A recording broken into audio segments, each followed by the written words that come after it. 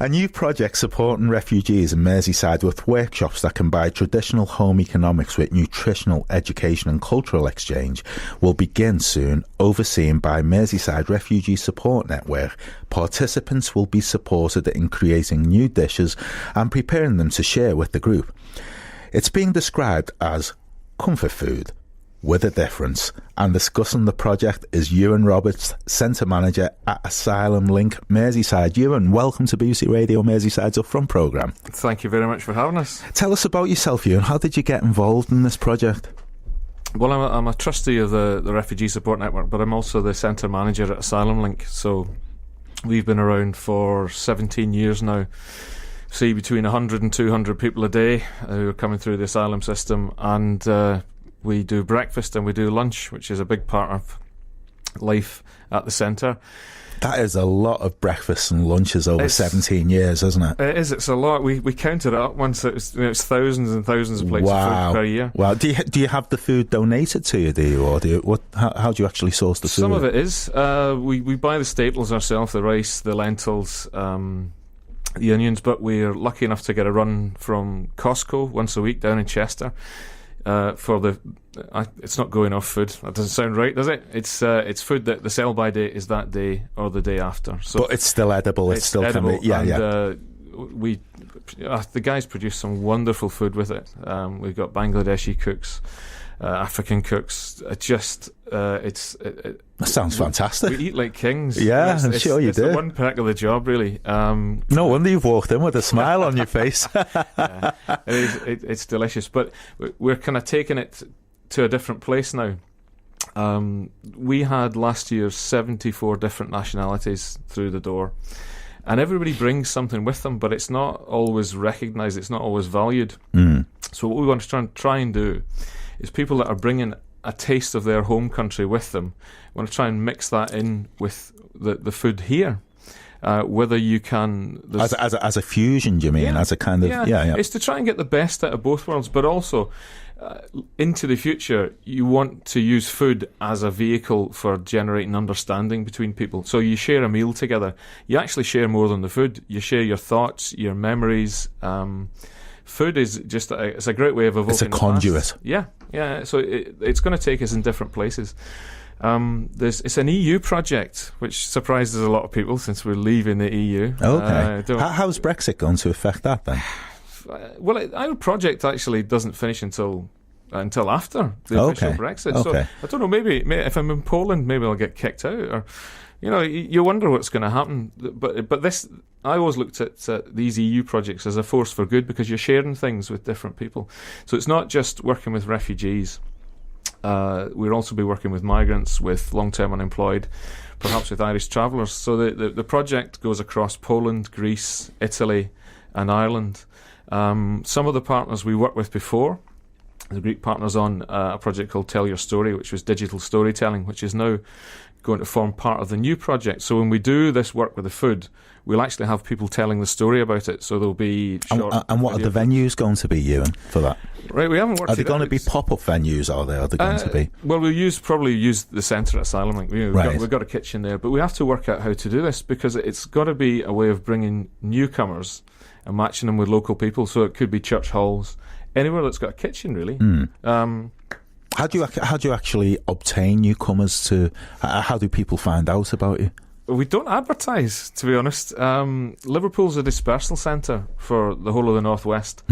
So where the UK gets probably about 37,000 asylum applications per year. Sounds a lot, but when you put it alongside 1 million in Germany, you kind of start to get an idea of Britain's place in Europe. The Northwest is the main dispersal centre for the whole of the UK. So around about 10,000 people every year get sent to Liverpool. And then from Liverpool, they move out to different places, Manchester, Wigan, Preston.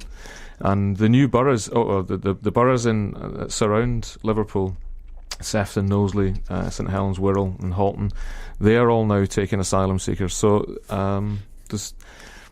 the landscape is constantly changing. But in Liverpool at any one time there's something like 1,500 to 1,600 asylum seekers going through the process. Now take it the Merseyside Refugee Support Network started off exactly as that, a support network. Yeah. How did you actually morph into what you've morphed into?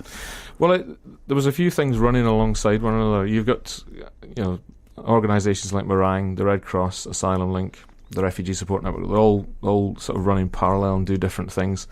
But the network is a way of keeping it all together. It's like an information sharing service. Mm-hmm.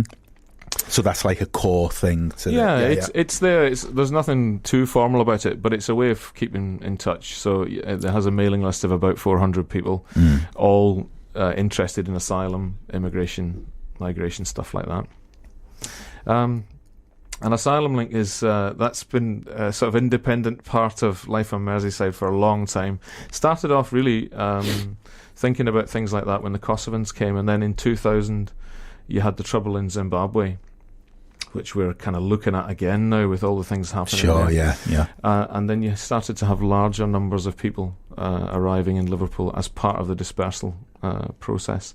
There's actually fewer asylum seekers come now than there was back in 2000. Okay. It's interesting. Okay. It's to see people's attitudes about asylum seekers and refugees and who they think is coming and why they're coming here. And the stereotypes that surround that. Yeah. So you want to start addressing some of those things. You were talking before about the royal wedding and things, and how do we think about that?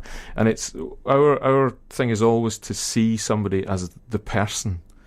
When you're looking and talking to somebody, they're a father, they're a mother, they're a cook, they're a teacher, they're a professor, a taxi driver. They're not a label. It's not a label, so it's always to get past that, and then we're all a lot happier.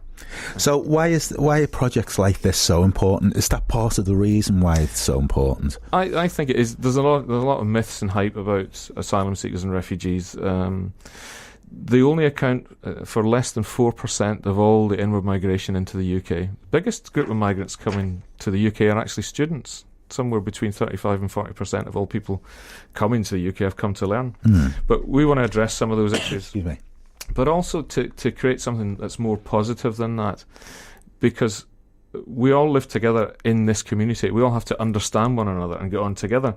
So if we can make that happen, then you end up with something better than what you had before. Well, I think under the sort of banner of a comfort food with a difference, I think that could possibly happen. How did it all sort of come about? When is this going to kick off? When's it going to start? I mean, these things have evolved actually through different European projects over years. It's the Greeks in Syros that are leading on this.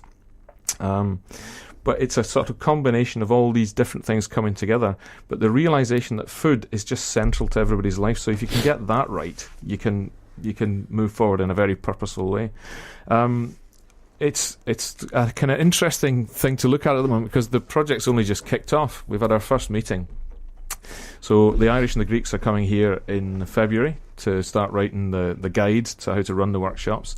Then through the summer and into the autumn, we'll be actually developing the workshops themselves and then piloting them, I suppose, towards late autumn, Christmas of next year, and then start to actually get people involved, to get the cooks to do you know, Ewan, in some respects this actually sounds like a tourist attraction, because I mean, just listening to you talking about it makes me want to go down and sample some of this food. You know, it sounds fantastic. It's delicious. I mean, there are certain, we're looking at all these different recipes. The guys from Tralee, from the college they're going to be looking at the nutritional aspect of it, because it's a project that's trying to do a lot of things. We're trying to actually make people healthier as well as develop an understanding. So some of the things that you get at our place, a guy came, Mahmoud from Iraq, and he said, "I'd like to cook breakfast for you one morning." We said, no, okay, go ahead. What do you want to do? And he said, "I want to do fermented meat porridge." And we all kind of went, well, okay, let's give that a bash. And the Iranians and the Iraqis and the Kurdish guys were rubbing their hands and licking their lips. Oh, this is a real taste of home. Yeah. But what got us, right at the end of it, he got a bottle of cooking oil and just put it into the porridge and stirred it in. And we kind of went, that's not healthy. That's not healthy. It's a heart attack. Oh, yeah. In a bottle. So part of it is it's getting these lovely tastes that people enjoy from back home, but changing it so that it is healthy and you can have more than one. And what did it taste like? Fermented meat porridge.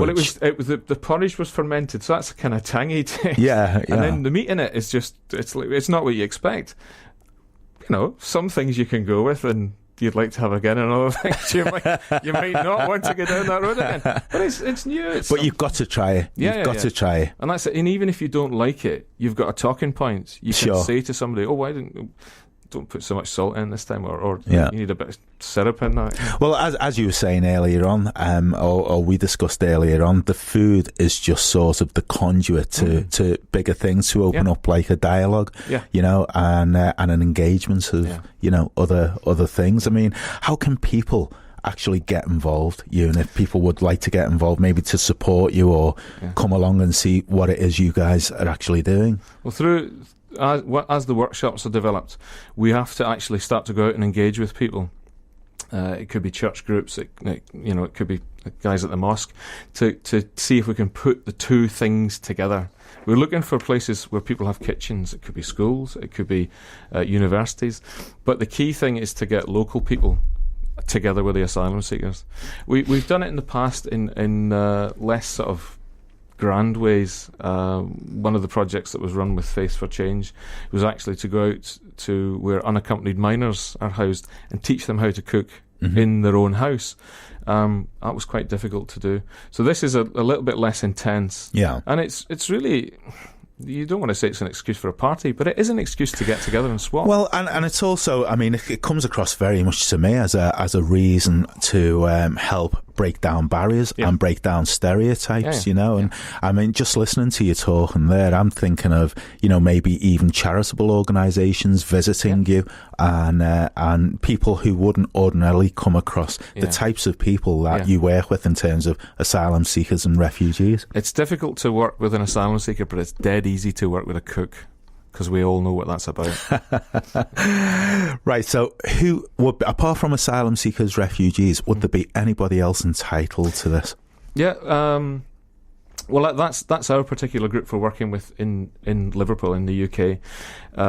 With the Greeks, those guys will be working with migrants. With the Irish team, it's the long-term unemployed. And we'll just have to see how that all fits together, because when you think about what does everybody have in common, the one thing all these groups have in common is disadvantage. So we're going to have to see how we can make this work across the different groups of people we're trying to mix in. So to be quite frank, we're developing this, and as the guidelines are written and the layout of the workshops become a bit clearer, we'll have a better idea about how we are going to fit people in and where they're going to come from. Sure. Ewan, just lastly, how can people get in touch with you? Have you got a website? Have you got a... Yeah, there's a couple of websites. There's the Merseyside Refugee Support Network, who are actually hosted by Merseyside Network for Change. So if you Google Merseyside Network for Change, you'll get through to MRSN. Asylum Link has its own site and Facebook page, and there will be pictures of people cooking in the kitchen, so you can actually see how we do it and what goes on. Where are you located? Just did we cover where you're located at all? We're up in Edge Hill. We're in the presbytery next to St Anne's Church. Oh, no, yeah. And also the network's located in there as well. It's a bit of a one-stop. You've got Asylum Link, MRSN. There's also a solicitors there. So we're trying to get more people under one roof, so you don't have to go tramping around the town. They have the CDW workers and the social inclusion team from the health side will do drop-ins. Mm-hmm. So consolidation. Yeah. There's a lot at the centre. Yeah. But that's where MRSN, the network, are located, and Asylum Link and our cooks. Ewan Roberts, thanks very much for dropping by to BBC Radio Merseyside's Upfront programme. It's been really interesting talking to you. Well, my mouth's watering already. Yeah, thank you very much. Ewan Roberts, thanks very much.